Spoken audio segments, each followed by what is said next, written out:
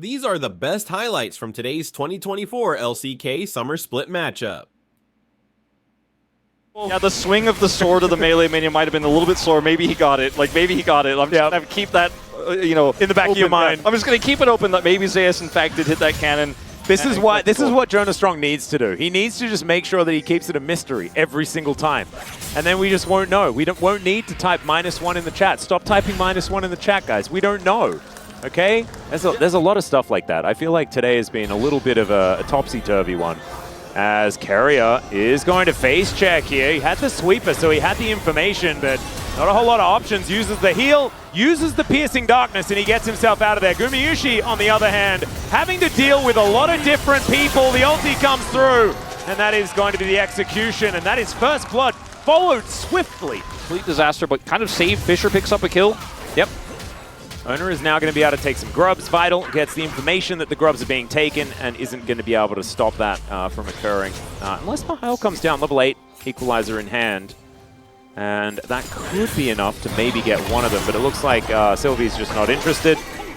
And Faker, because of that roam that Fisher had, and as you can see in the gold, right, T1, they do lose first blood, but doesn't seem to be too much of an issue here. Still almost 1,000 gold in the lead just by how these lanes have been going. And Gumayusi, even though Yasuo somewhat outranged, I guess, by a lot of champions. Or to like a Draven lane where you're like, well, if I can auto you, even with my low range, I will win the trades, and he does, and he is. As Zeus with a fancy footwork here. Yeah, able to sidestep. Sylvie's coming up, though. It's going to be a 2v2 as the equalizer sort of goes begging. An early ulti from Sylvie, but Zeus is going down low, and Mihail able to grab that kill. It's 2-0, but Sylvie will then swiftly be executed. Faker puts him in a circle. Fisher has made his way up as Faker's looking for some cues. And I don't think Owner's getting out of this one. Faker now might be in trouble, but does have a turret there. And does have to flash after bouncing back with the weirding. Out. So Fisher with 2 kills on this Yone very early on in the game. Yeah, really nicely done. Gets the flash out of Faker here as well. So the mid lane could be a little bit more dangerous for the GOAT. I would say so. Even if he wasn't the guy that came up with the whole theory of gravity. He figured out, do you think if Galileo was alive He probably also figured it out. Do you think he would be able to identify Nongshim RedForce fell in the standings at the exact same speed? All right, here we go. He probably would. He's got the calculation for it. Do we have the calculations for whether or not Nongshim should go for this fight, though? That's the real question. As, all right, I think Fisher's saying yes. That's a Magnus Storm that tries to get in there. But Gumayusi's also going to be able to execute the Kai'Sa. Down goes the Rift Herald, but can they keep themselves alive in the fight? That's the question. As Faker and Fisher fighting this one out. Ona does get stunned up. That's going to stop the rest of the battle, but T1 finding a pretty good angle in that one. Here of the Rumble, Mihail also doesn't join for the fight. I think we could have actually seen a very different fight had Zeus wanted to go in, but decides to let T1 clean up without him. A lot of the time we see the cannon obviously in the top side. So instead of having to try and trip over the name Aurora, maybe we can just call her Northern. Sure. But she's often the north side of the map right now in this meta. Yeah. I reckon we can probably go for that one.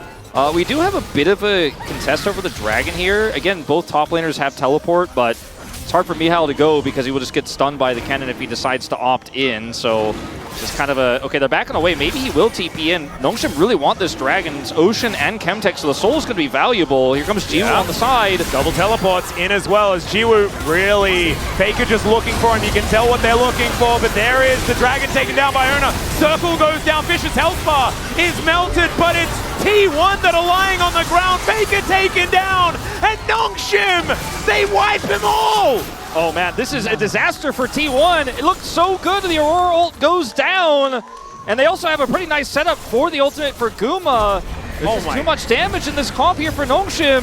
Vitals re-engage as well, very clean. And that's not only going to be the Dragon goes over, it's not the team fight win only, it's going to be the turret taken as well, and inner turret. Yeah, I'm like really struggling to get these words out here because I'm so shocked by Nongshim potentially giving us our second upset of the day here.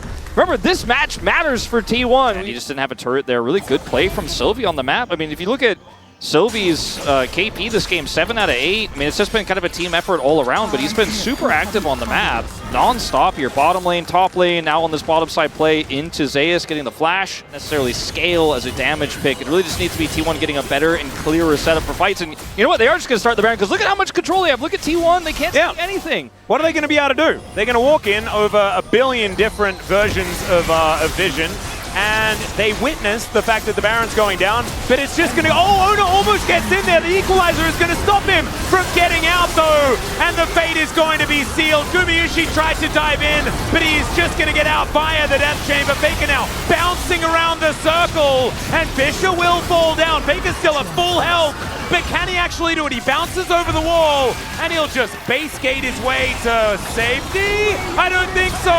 That's going to be Sylvie finding him, and he's not able to get out enough funny business to survive. That's another ace! That's the game, I think. That's Nongshim picking up the Baron, getting a full ace, and T1 just trickling in because they wanted to stop the Baron. They didn't have vision. They had to try to do something, but... All of a sudden, a 7,000 gold lead and counting. It is a 4,000 gold Red Bull Baron power play. Equalizer goes down onto the turret just to buy them some space. They do need to play really respectfully, though, of the combos Guma gets set up here. Also, Faker's ultimate is still incredibly potent, and it's on a super low cooldown. Oh, in goes Fisher, looks for an angle, doesn't quite get it. They're kind of tunneling on this turret. They're a little bit overextended. Yeah, Vital is going to get picked off. Faker just puts him in the circle and executes him. Did see Mihail after the equalizer go mid, but he doesn't get any pressure done there, so they will still walk away with this dragon. It's Hextech Soul, which is massive. Nongshim's been their prize for quite some time that they've been looking for, and there it goes. Nongshim secure it. And now with all of this control of the bottom side, it is 3.5 minutes until the next dragon. But so, you know, Nongshim need to be really careful about clearing wards, like we saw KT do in the previous series. And Mihail. There's an equalizer. Ona does go into his Warrior Trickster, but I don't even know whether it's going to be enough. He's healed, but the Magnus Storm from Vital, and they just get into the backline and execute him. Gumayushi is real tired, and he will be taken down. The flash out from Jiwoo gets him to safety, and 2 on the floor here for T1. Yeah, and Fisher's still pushing top side here. A lot of pressure on these inhibitor turrets now. T1 losing a lot of farm, and Fisher fishing, but isn't going to find anything. Not quite yet. There is the flash forward from Faker, and he's just going to kill Jiwoo. Bye-bye, Jiwoo. That was a clean play from Faker. Multiple things. All right, Nongshim starting off yet another Baron, and Mihail with these harpoons able to keep Carrier at bay. This is just gone. There is nothing they can do about it. The equalizer comes in just to make sure, and there's the dash forward from Fisher. He just executes Carrier in the backline. Zeus is also going to try and do something, but he melts. And that is all of the kills, all of the time for Nongshim. More of them raining through as Gumayushi trying to dash around, but his brother will take him out of the fight.